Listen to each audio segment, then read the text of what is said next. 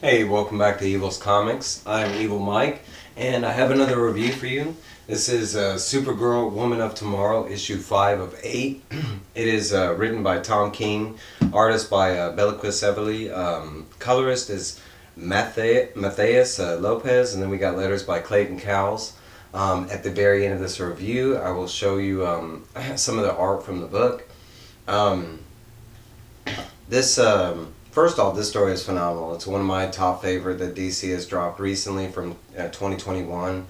Um, the art, the story, everything that's included in this book is just phenomenal. If you happen to just look at this cover, that is the art that's within this book. So it's just breathtaking all the way through. Every issue has not disappointed, but it has been really good. But each one is basically it's being retold through the eyes of this little girl that's traveling with Supergirl.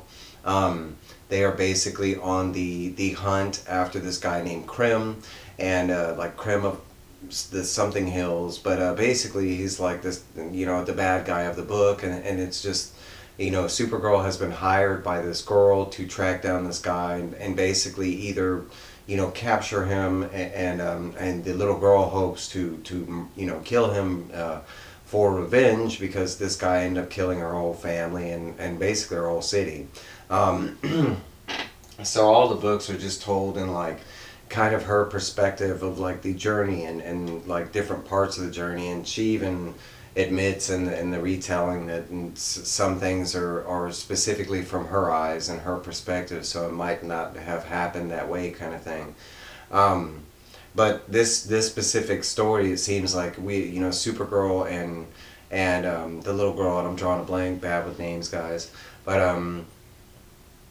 Supergirl and the little girl, they have caught up with Krim finally. In the previous issues, they have been on the hunt, and they have been following him, tracking down clues, this and that.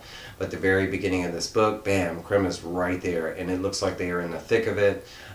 So much so, and it looks like that Supergirl is putting up such a fight that Krim has had to like use one of his secret weapons, maybe not his only one, but one something that he doesn't use just on a whim. This is something that's saved for like a last ditch effort kind of thing. But it's this item called the Mordor globe, and he throws it, or kind of just unleashes it, but it's just a little shiny globe that he releases from his hand, and basically it's magic, and it sucks Supergirl and the other girl, and it teleports them like trillions of light years away from where they are. He does it on purpose, knowing that that's where, like, he knows exactly where it's going to send her, and exactly how far, and the fact that it was magic, he knew that she couldn't get away with the thing, away from it. Very instantly, like the second he releases it, Supergirl tries to take off with the, and she's at full power. I mean, because it's magic, this thing just sucks her in, and she even screams, "Hey, it's magic! I can't get away from it!" And they do get sucked in. Krim continues on his path, and we don't see him for the rest of this book, but we do see what happens to Supergirl and the other girl, and what happens to them is just it's the worst of the worst. This guy, I mean, he's bad for a reason, right? And he basically sent them to a planet that was designed for Superman, and it was a planet designed specifically to hurt and kill Superman. The planet has a manufactured green kryptonite sun. So during the day, it is always blasting rays of kryptonite. So nowhere, as long as you're in the sunlight, you can't get away from kryptonite, kind of thing. The whole island has been littered with dangerous monsters, dinosaur-looking, dragon-looking, monster, but on the gigantic scale, because if Superman would have been on this planet, he would have lost his powers instantly due to the kryptonite, and then he would have been having to fight off like dinosaur-sized monsters, kind of thing.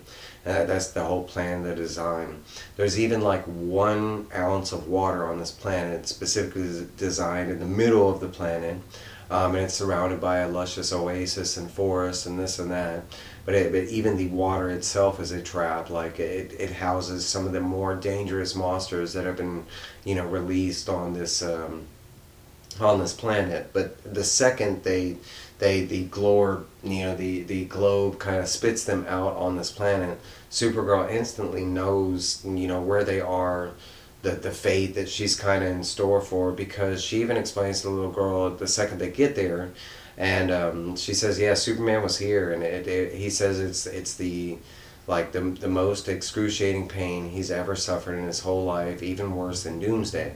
And the little girl asked Supergirl, like, well, how much time did he spend on this planet? And she said 45 seconds before the Justice League found him and saved him. And in those 45 seconds, him being on a planet just encompassed by the kryptonite and the monsters and everything, it was the worst Clark has ever faced or suffered, or so instantly Supergirl, and they don't have the Justice League coming for him. No one knows that they're on this planet, and like basically the whole rest of the book is this little girl trying to get Supergirl out of the rays of the sun, keep her alive, and then not only that, but she's trying to fend off with these crazy, hungry, like monster dinosaur type creatures that are on this planet. And that's pretty much the rest of the book. There's some tense moments where the girl has to, use a sword and fend, and she doesn't have powers like Supergirl, but she does, she does end up saving Supergirl along the way. But there's a couple instances where Supergirl kind of wakes up out of her, because this thing knocks her down. I mean, she's up for like maybe a minute, and she holds pretty good, I'd say, for a minute. And then after that, it's just the rest of the book. She's pretty much, in a coma kind of thing. Her skin's changing, her eyes. She looks bad during the book. But there are a couple times where she does wake up and kind of save the day, let's just say, like where a dinosaur is about to eat both of them, and the little girl has been trying to, fend off the different monsters, but and not doing so well. But eventually Supergirl does like wake up a couple times and saves her, and eventually the whole point of the story is they had to wait until the sun set, and I think on this planet it was like 11-hour cycle or something like that. So that they literally had to spend like 11 hours in a kryptonite sun, so basically like fried and killed, to the point where she was almost dead. And eventually near the end of the story the sun does set, and they finally do get to, Supergirl gets enough of her powers back where she can fly off the planet, and after that they just showing them continuing on the journey to find Krim, especially with Supergirl now extra pissed off that he did this. So that's kind of where the next issue is heading for. But I'll show you off some of the art, and I will let y'all go on y'all's way. I hope y'all having a great Tuesday. That's when I'm filming this. It is DC Tuesday. We got some new books coming out. I'm going to try and get a lot of the reading done. So there might be an influx of, but these are some of the, this is that orb thing that sucked her in, that shiny thing that he releases right here. And this is her own planet. If you'll notice, it's got the green tint and everything. Every time they show the sun, it's that kryptonite. But it's got all kind of different dinosaur-looking, monsters. I wouldn't say they're exactly dinosaurs, but they have been manufactured to look that way.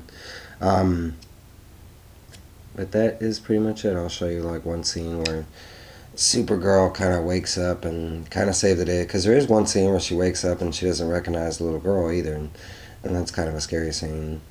But right here, there's kind of a scene where she gets mad at one of the dinosaurs that are about to eat her, and she just kind of uppercuts it into space kind of thing. But hey guys, that's my review. I highly suggest if you have not picked up this story to give it a try. It's one of the better DC properties in my opinion at the moment. Alright guys, I will see you later. Bye!